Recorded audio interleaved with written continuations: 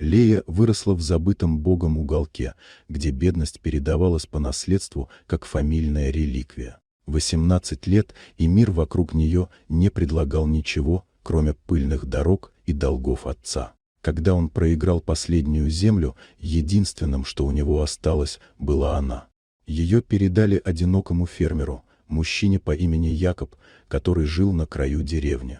Суровый, молчаливый, с потемневшим прошлым, он давно стал объектом слухов. Говорили, что он опасен, что он сошел с ума после того, как потерял семью. Люди считали, что теперь он купил себе девственницу, чтобы запереть ее в доме или в подвале. Лея прибыла на ферму с ужасом в сердце. Ей казалось, что впереди лишь страдания. Она ждала боли, власти, насилия. Но вместо этого получила тишину. Ей дали комнату, чистую постель и еду на столе. Не было ни прикосновений, ни взглядов, полных ожидания. Только вежливая отстраненность. Прошли дни, затем недели. Никаких требований, никаких условий. Якоб просто продолжал заниматься хозяйством, иногда приглашая ее помочь, но не настаивал. Он учил ее работать с землей, делился знаниями, не требуя ничего взамен. Он не смотрел на нее, как на плату за одиночество, он просто был рядом, не нарушая границ.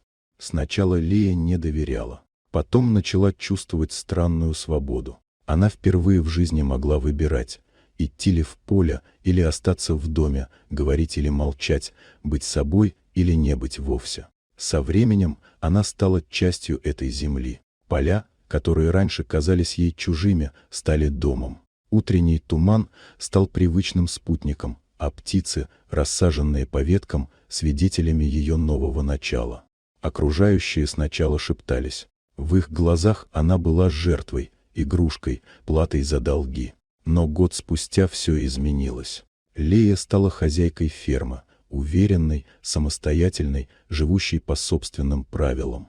В ее глазах больше не было страха, только достоинство и тишина, полная силы. Она не принадлежала никому. Ее не спасали, не держали, не покупали. Она выбрала остаться. Не ради кого-то, ради себя. И это было куда сильнее, чем любые узы или обещания.